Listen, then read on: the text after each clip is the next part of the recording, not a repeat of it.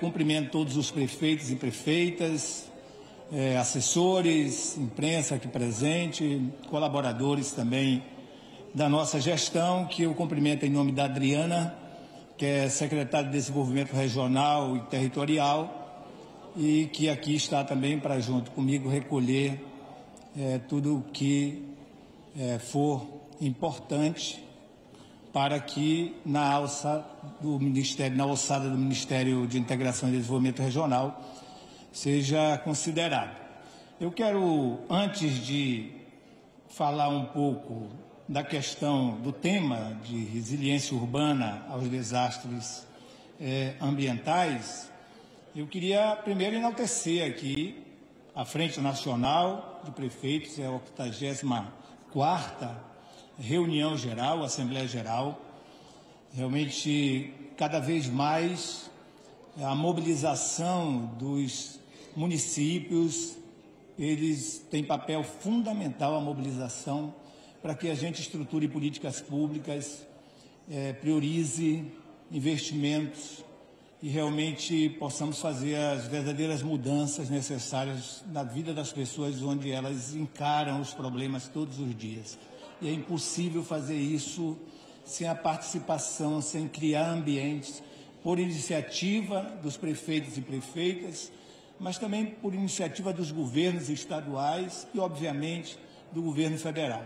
Aqui já foi colocado muito claramente o quanto de diferenças nós temos neste país, e isto ainda impõe a todos nós que governamos mais sinergia necessária para escolher consensos e prioridades, para definir consensos e escolher prioridades para investimentos que possam melhorar a vida da população. Então, parabéns, em nome do Edivaldo Nogueira, a todos os prefeitos e prefeitas por mais um evento.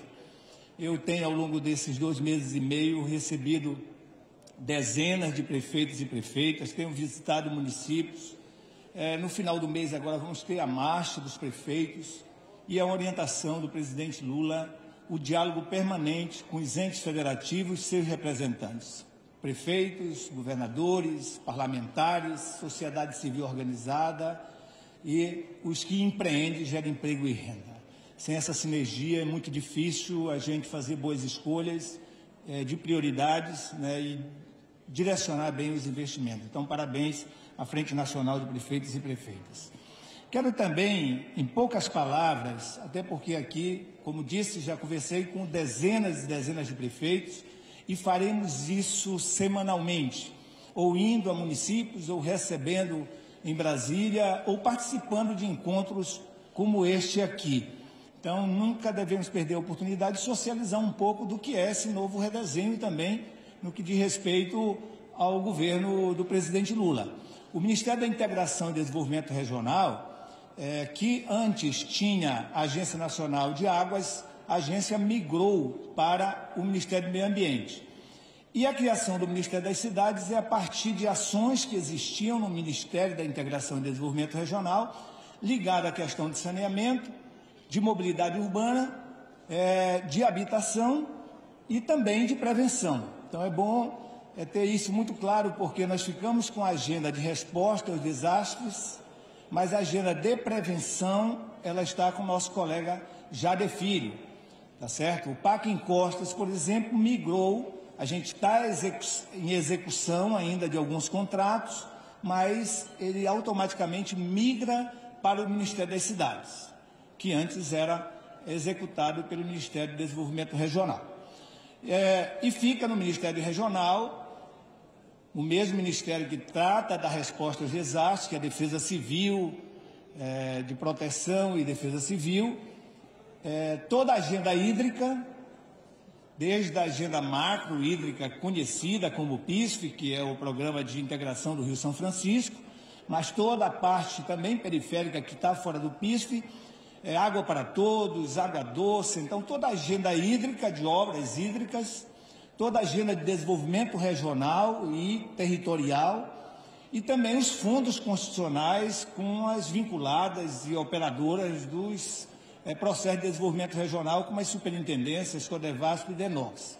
Então, este é o arcabouço do Ministério da Integração e Desenvolvimento Regional, que tem relação muito forte com os entes federativos. Para vocês terem uma ideia, existem dos menos de 600 parlamentares do Congresso, em torno de 370 parlamentares, entre senadores e deputados federais, que trabalham na relação com o Ministério da Integração e Desenvolvimento Regional, obviamente colocando seus esforços direcionados a municípios brasileiros e estados brasileiros.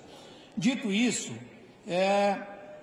queria falar um pouco desta realidade vivida no que diz respeito aos desafios de pessoas vivendo em áreas que vão desde baixo risco até altíssimo risco no Brasil afora, e também a correlação disso com as mudanças climáticas, que nós podemos ver situações que antes, cidades bem estruturadas, nós estamos falando aqui primeiro de pessoas, milhares de pessoas. Eu poderia até levantar dados aqui. Nós temos, o governo federal tem, medido pelo sistema geológico federal, que é ligado ao Ministério do Meio Ambiente, em torno de 14 mil lugares no Brasil, com aproximadamente 4 milhões de pessoas vivendo em altíssimo risco. Altíssimo risco. Obviamente que esses números também são prospectados por outras agências. Eu posso destacar aqui que o IPT faz isso, o DRM faz isso, São Paulo, Rio de Janeiro. O próprio IBGE prospecta aí que pode chegar a 10 milhões de pessoas vivendo em áreas de altíssimo risco, mas a gente trabalha com esses dados que o governo federal tem prospectado pelo Ministério das Minas e Energias através do Serviço Geológico Brasileiro.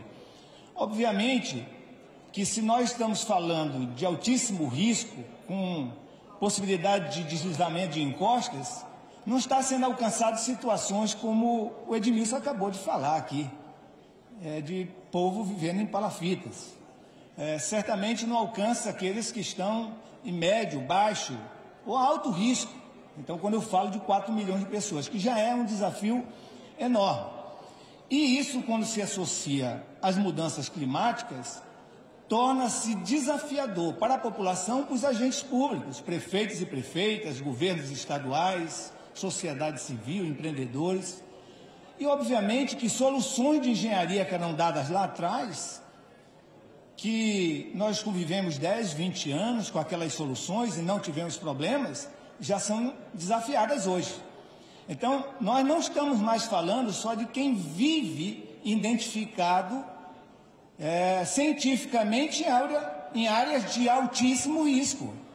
Nós também já devemos considerar intervenções feitas por todos nós, em algum momento da vida, na gestão pública, que foram soluções altamente apropriadas para melhorar a qualidade de vida do povo, mas que as mudanças climáticas passam a desafiar aquela infraestrutura.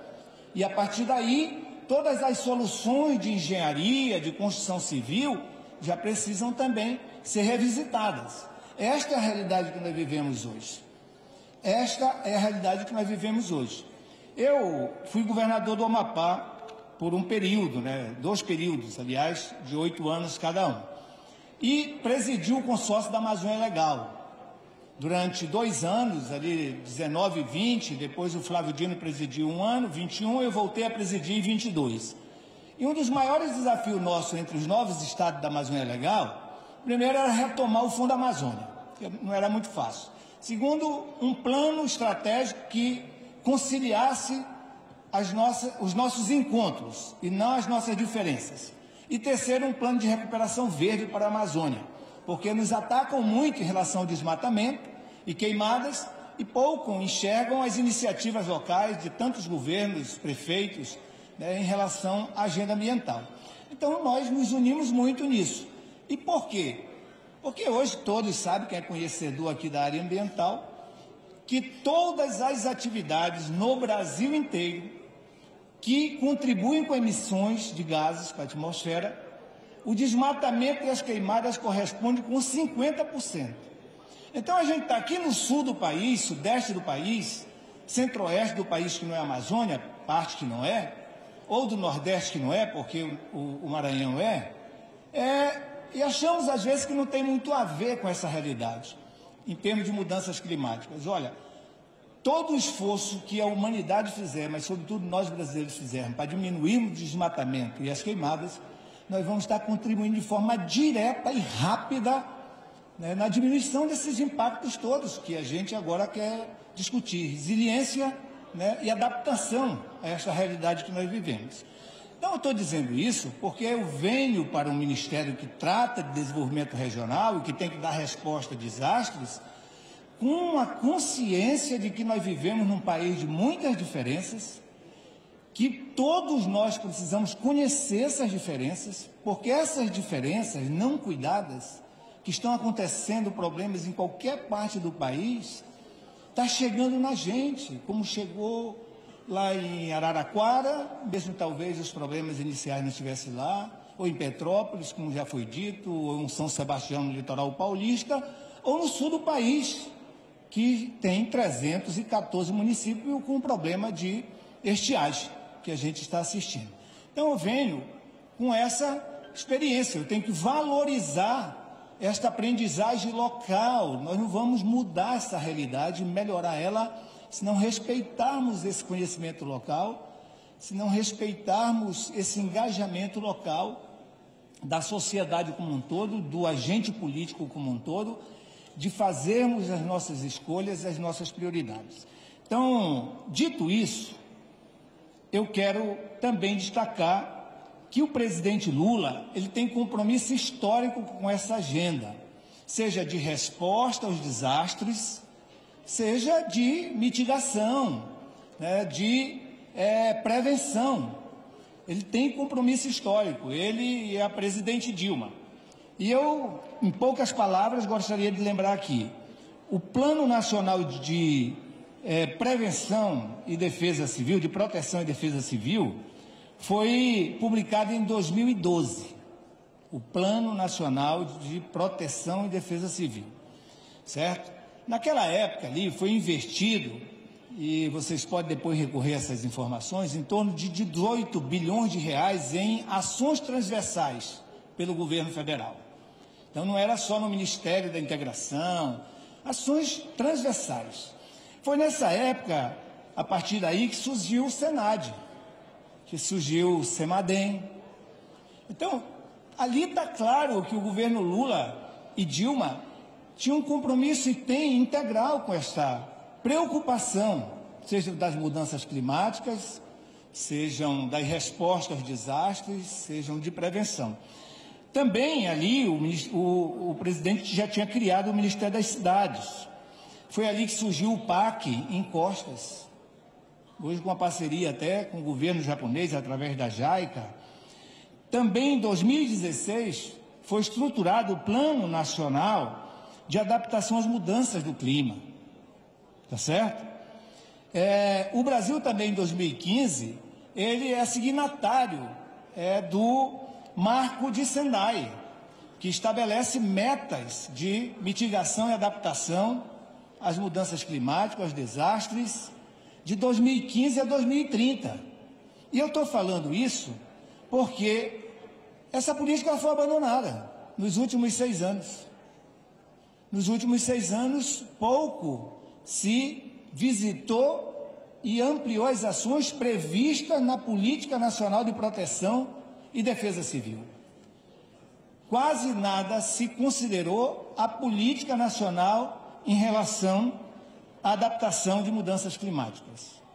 O Brasil abandonou a presença na plataforma da ONU, liderada pelo PNUD, em relação à redução dos riscos de desastres nas Américas e no Caribe. Isso é uma realidade.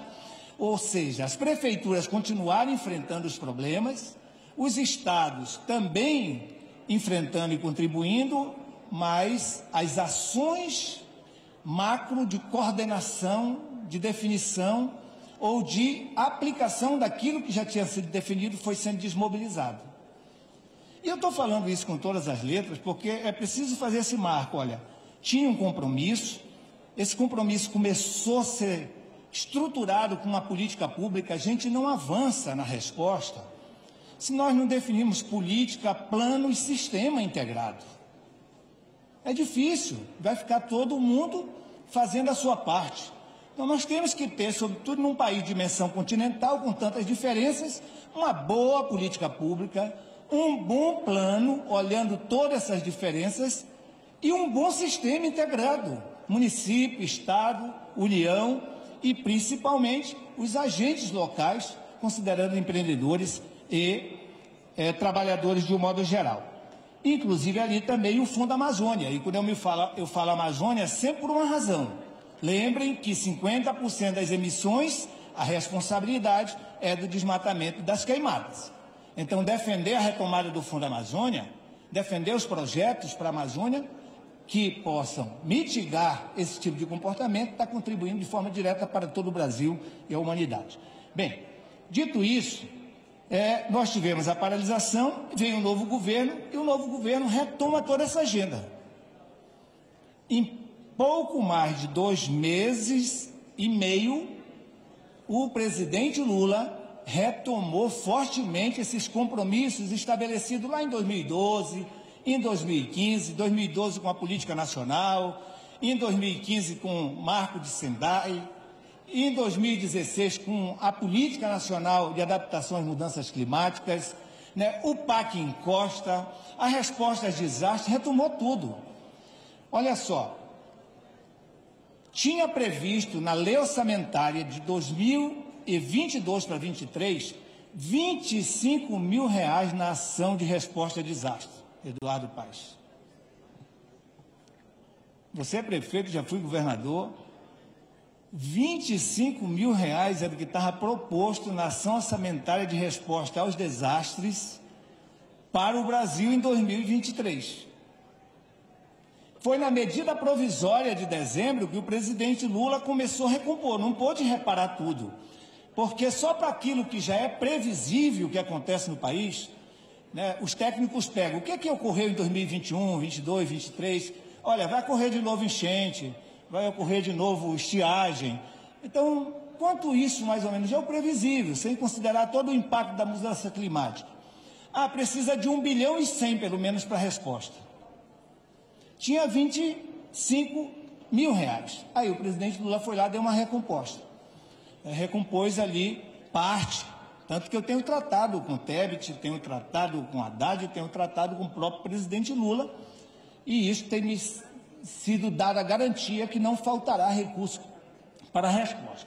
O certo é que ele retomou os recursos destinados à resposta, certo? Retomou também os recursos para a prevenção. O Ministério tinha contratado 1 bi e 600 de PAC em Costa. 1 bi e 600. Não tinha 270 milhões destinados ao PAC em Costa. Então, o PAC em Costa foi para as cidades, mas foi recomposto quase no valor que já tinha contratado. Não é muito, mas não tinha quase nada.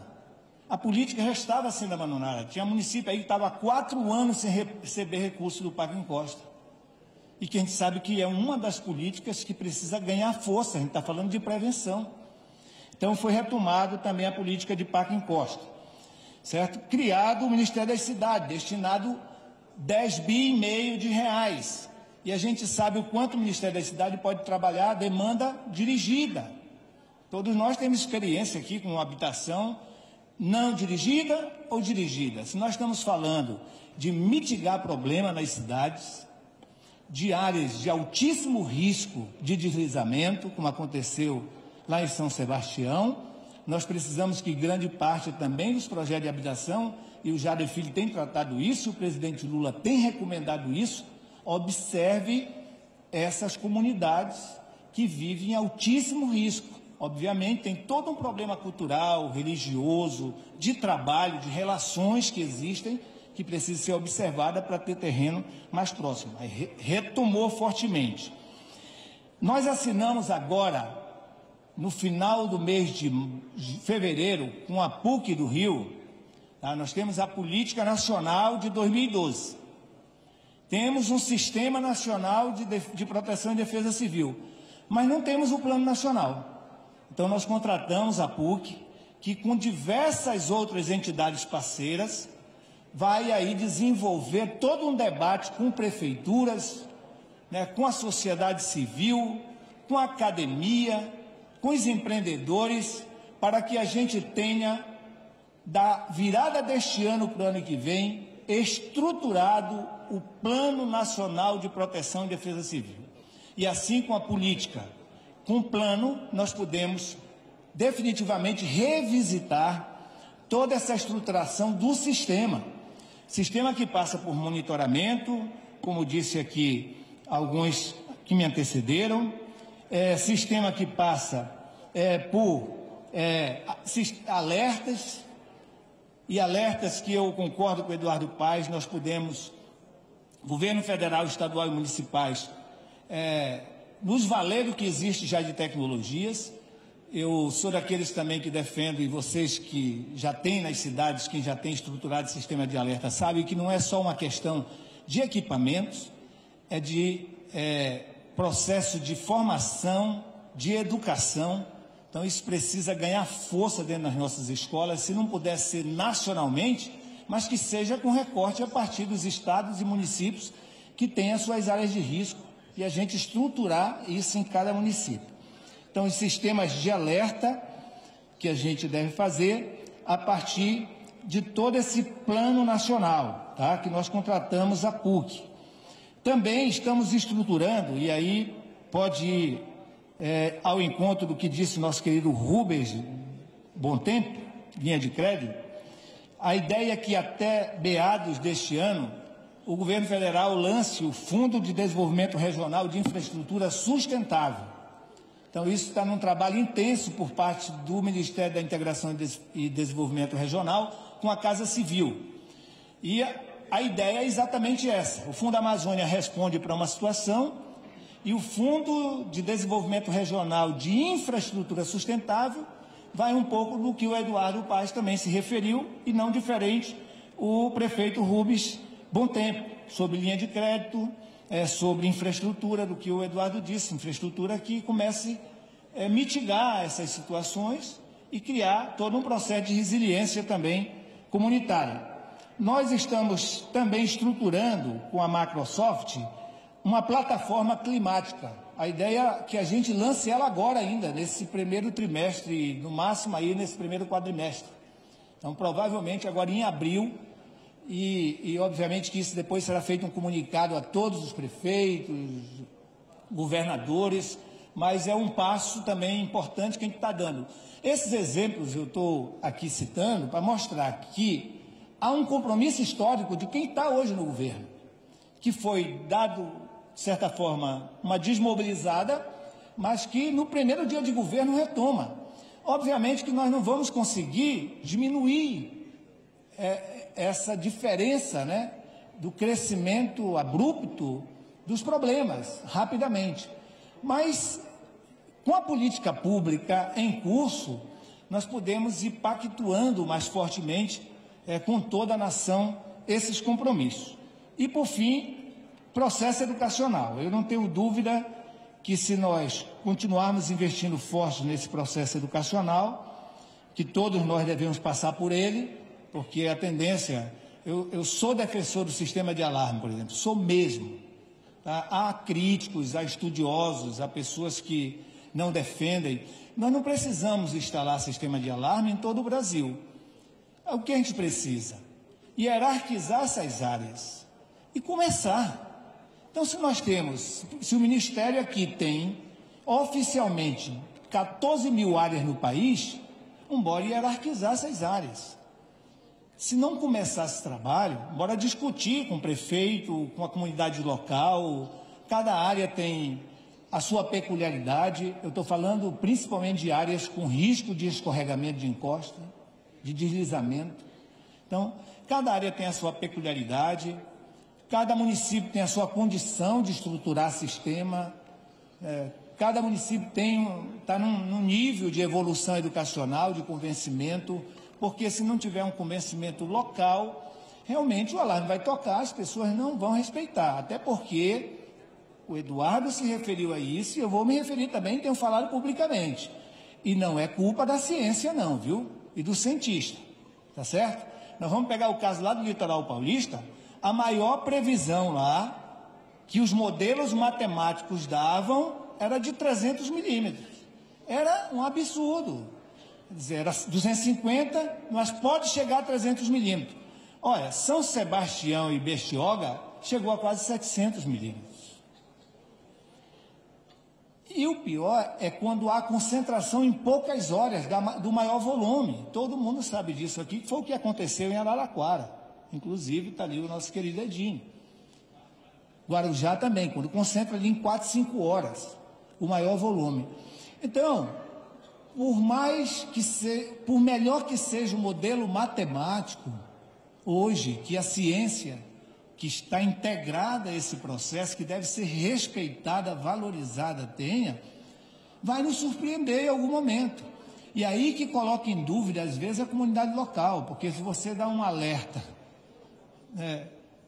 com a previsão de um tempo para cair 100 milímetros e cai 300, ou que vai cair 250 e vai dar o alerta quando de repente já caiu mais de 400. Então, só que isso não deve desanimar nenhum de nós que fazemos política pública. São situações que estão postas aí para serem avaliadas, discutidas, trabalhadas com todos aqueles que dominam muito mais do que nós, gestores e fazedores da política pública, que nos assessorem na tomada de decisão.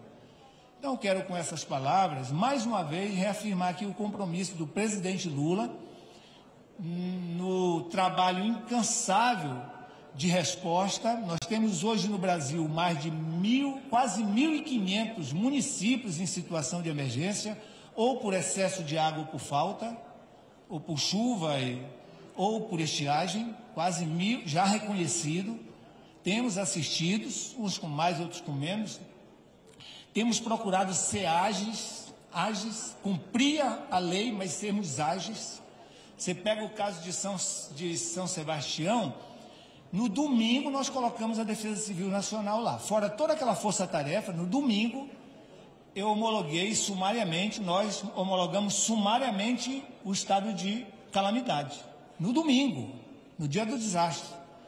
Na segunda, o presidente Lula estava lá e a equipe da Defesa Civil Nacional estava fazendo em 2 mãos com a municipal os planos de trabalho de ajuda humanitária. Também não é diferente com Manaus. Ontem mesmo nós colocamos a equipe da Defesa Civil Nacional em Manaus. Ontem mesmo nós homologamos sumariamente o decreto do prefeito de Manaus, do prefeito Davi.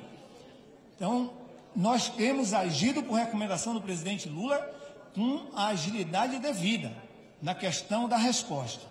E temos atuado para que se retome fortemente a política nacional, certo, de adaptação às mudanças climáticas, para que a mitigação e a resiliência seja realidade enquanto política pública por parte do governo Lula, mas nessa integração com o Estado, municípios, e considerando fortemente a comunidade local no que diz respeito aos que empreendem e também aos que vivem enquanto sociedade civil organizada. Então, muito obrigado pela atenção. Vou retornar à mesa e me colocar à disposição para alguma indagação que seja necessária ainda esclarecer. Perdão aí pelo prolongamento da fala, mas uma plateia desta, que tem uma relação direta com o governo federal, aqui via Ministério das Cidades, Ministério do Meio Ambiente, Ministério da Infraestrutura, Ministério da Integração e Desenvolvimento Regional, eu acho que o interesse certamente é muito mais dos senhores e das senhoras, ou igualmente ao interesse do presidente Lula, que é representado por mim e pelo colega Jader, que já esteve aqui pela manhã. Então, muito obrigado, um grande abraço.